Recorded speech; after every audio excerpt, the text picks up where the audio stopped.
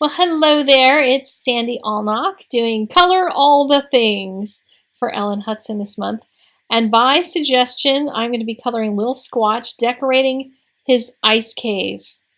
Yes, that was actually a suggestion from someone I asked a week ago for some ideas on what Lil Squatch could be doing. And that is one of the suggestions on social media. So there you go. That's what I'm going to be doing. I've stamped him onto some cold pressed watercolor paper, and I'm going to start making the cave. And an ice cave is actually easier than you might think. The hardest part for me was figuring out how to give it some depth, because an ice cave is basically icicles hanging from the ceiling and then sort of a flat floor. But I gave it a left side to it. I gave it a wall in the front so that I can create a wall in the back. Because if you don't have a wall in the front, then you can't have a wall in the back. And I want them to separate from each other and have kind of different spatial dimensions. You'll see how that plays out as we go. And I just started kind of throwing some color in here. It was like a really strange challenge to figure out how to do this, but it actually turned out so daggone cute. So I'm okay with that. The wall kind of comes down and curls underneath of the foreground, and then I put flat ground underneath of them where they're sitting. And then I wanted to add this background kind of wall, and I'm doing it very lightly with just a very light amount of pencil in there so that I have a difference between that and the kind of big icicles and the big wall in the foreground. And I'm also adding some purple or some mauve to this, actually is the name of the color, so that I can have some difference in color as well between the two. And I made my pencil marks on that right-hand side, that far wall. I made some of those vertical, so it almost feels like there's kind of dripping straight ice coming down. And just using a liberal amount of water down there so that I can create something that looks icy just from a distance, just a suggestion of that. And then doing some horizontal brushstrokes on the ice where they're sitting on top of it, because it has to be flat enough for them to walk on it. Unless, I suppose, if it's an ice cave, it could have a little hillside and they slide down on it. Maybe that's what the sitting down little Sasquatch is doing. He's like sitting on his behind and sliding down. That would be kind of fun to do on a card.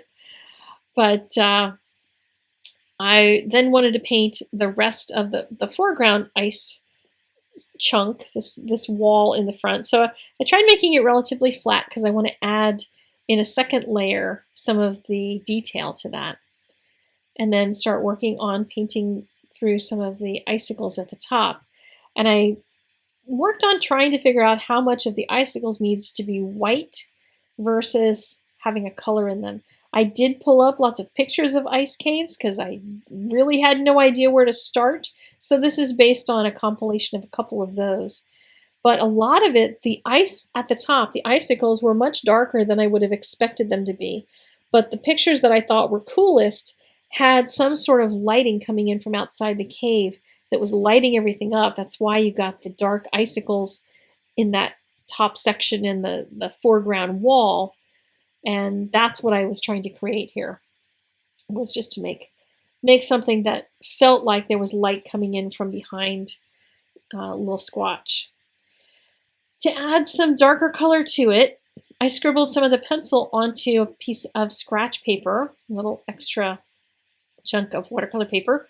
I do save those because I do this kind of little thing all the time. I use it for testing as well as making my own little palette of color. And I'm just trying to add some vertical details. Think of this, if you've watched me do many videos and I do things like wood textures and that kind of thing, think of this as wood texture, but in blues and purples instead of being browns and grays. And it's basically the same kind of thing. I tried adding like almost stuff that felt like rocks at the bottom, but that's not even necessary. Could just kind of be a shape that slides down across the bottom. And then I'm adding some more color to the top end as well. Now these little stamps are Sasquatch. And I know Sasquatch does not live in an ice cave. But if he were the abominable snowman, he would live in an ice cave. So I'm going to be coloring these as though they are abominable snow people. instead of Sasquatch, because Sasquatch, I believe, is brown because he hides in the Pacific Northwest where I live.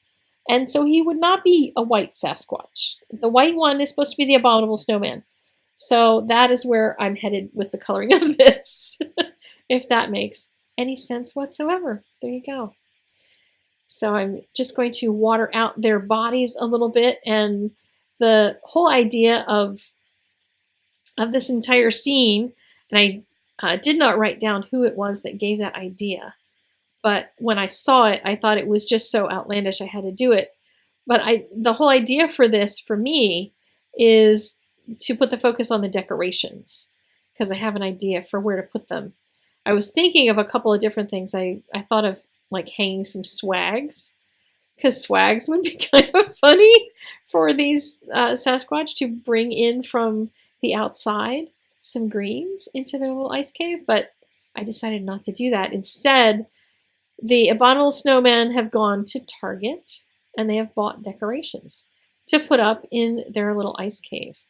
I know, me and my crazy stories, I tend to make things up to go with all of my little silly ideas for cards, because I love to make scenes, and that's just one that makes me smile, thinking of them going into Target to buy ornaments for their cave.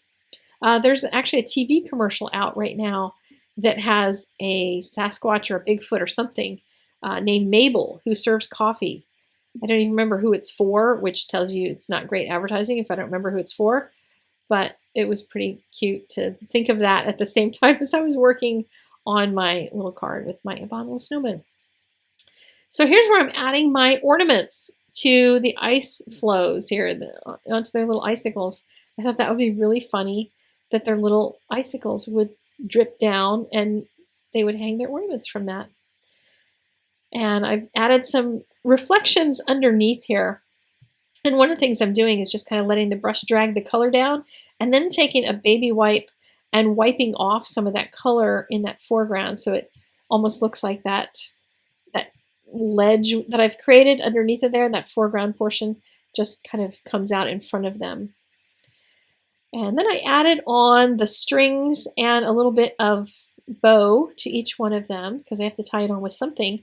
And then I put Stickles on instead of the watercolor pencil, because that just wasn't enough for me. I just needed a little more. So then I added some embellishing with the sentiment and a little bit of panels of color. Kind of silly, kind of fun. I really enjoyed the challenge of this. So whoever it was that came up with this idea, thank you for that. And if you're interested in more crazy scene cards, it has been Holiday Scene Week over on my channel and blog all week long. So there will be a link in the doobly-doo to go catch up on all that you may have missed. And I will see you again next month with more Coloring All the Things with Sandy. Take care. Bye-bye.